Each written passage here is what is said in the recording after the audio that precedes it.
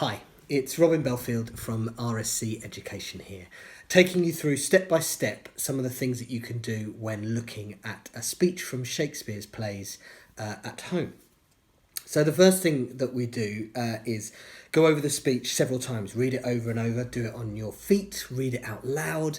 That's the best way of hearing those wonderful words. And once you've got familiar with the speech itself, then the next thing to do is to ask yourself some key questions. Some of the answers might be found in the stage directions. Some of it might be in the scene or the bit of the scene that comes before this speech. Some of it you might just have to use your imagination and come up with the answer yourself. So the first question that I would ask is, where is this character? Are they outside? Are they inside? Are they in a castle? Are they in a forest? Where are they in the world? What location might they be in? The second question is, what has just happened? Usually a speech is a response to something, either a physical response, an emotional response, or the character is thinking something through about something that's just happened previously. So it might be worth having a little look at what's happened before this scene in the play, or what has happened in the scene leading up to this speech. The third question is, who is this character talking to? Some monologues are long speeches where a character is talking to other characters. So who are those other characters? What are the relationships to the one that you're playing? Or you might have chosen a soliloquy, which is where a character is alone on stage. And it appears they might be talking to themselves, or talking to the heavens, or indeed talking to the audience. And that requires a little bit more imagination of who are you as a character talking to or addressing this speech towards. So next you can have some fun with it, trying out different ideas. And a game I like to play is just simply called As If. So you give yourself a little context and you read the speech or speak the speech as if, and then give yourself a little scenario. So for example, you could read the speech as if it was a really big secret that you're trying to share with somebody else, or as if you're in the middle of a huge storm and the person you're talking to can't quite hear you, so you've got to bellow it out, or as if you're waiting for the bus. And just by applying different scenarios, you'll see how the tone of voice changes, perhaps if you're moving around, how the physicality changes, without really thinking about it. Just what those simple decisions about context and where the scene is and who you're speaking to might just have a real impact on the way that you deliver that speech. Once you've been through the speech a couple more times and you've explored the different ways that you might be able to do it, and some of those brilliant as-if possibilities, you might start discovering what it is the character really wants. So a speech isn't a character standing on stage speaking for the sake of it.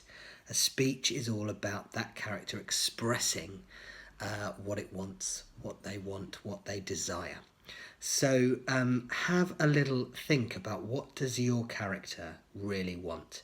And if there's someone else on stage, it's not just about what they want for themselves, it's about what they want from the other person. It's always active, and that other person might well be the audience as well. So it might be that they want to persuade them to do something, or they literally want to get something from them, maybe some answers or an object or a certain response. And then you can start thinking about the speech in terms of how they go about getting what they want, how they go about achieving their aims, or their objectives, as we sometimes call it, the tactics that they might use, persuasion or threats, or guilt tripping, or whatever it might be. You can look at the language that they use, whether they repeat certain words, whether there's something in the form of the speech, whether it's rhyming, it is particularly well structured. So by looking at the language, and then also about the tactics, about the way this character is operating, What does that tell you about what they want to achieve and what they're prepared to do, or what they might be doing in order to get it? Sometimes it's helpful to break a speech down into sections. It's really a helpful tool when learning a big speech. And usually speeches can be divided into three. The introduction at the beginning, where the character might set out the question that they want to answer, or the reason why they're asking themselves these questions. The main body of the speech, which might be the argument or the debate, or the toing and froing of the thoughts. And then at the end, a conclusion. There's usually a conclusion or a decision. And that's a really important section, because that just marks the transition that's going to lead the character from the place where they are now, emotionally or physically, to where they want to be, whether they've achieved their goal or whether they're on their way to getting it.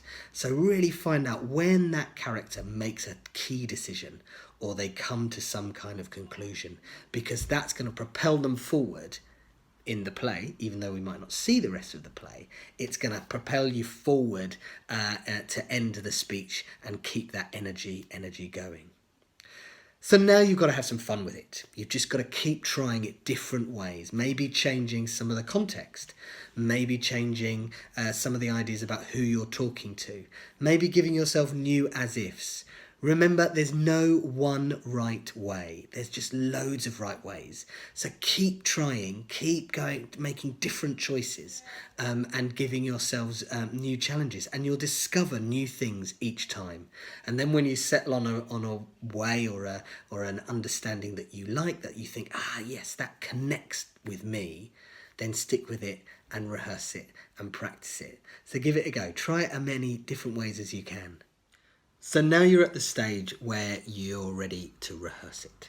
You've been through it a couple of times, you've tried out lots of different options, you've settled on a couple that you like. Maybe there's 2 or 3 that you're still not quite sure. It could be what this, could be that. All is fine. You want to practice. Practice. Keep rehearsing, keep going over it. New things will appear as you do it. But the more you practice, the more familiar you'll get with it, and the more comfortable you'll be, and the more confident you'll be. So practice doing it in front of the camera. Practice doing it in front of friends and family, or your teddies, or whatever it might be. So my 3 key things to remember is be accurate. Go back to the text. Make sure you're learning the lines accurately or reading the lines accurately. Be clear, as I say, be clear with your thoughts, what the character wants, and be clear with your vocal, with your words, and give it some energy. Go for it. Don't hold back. Use your imagination and be bold.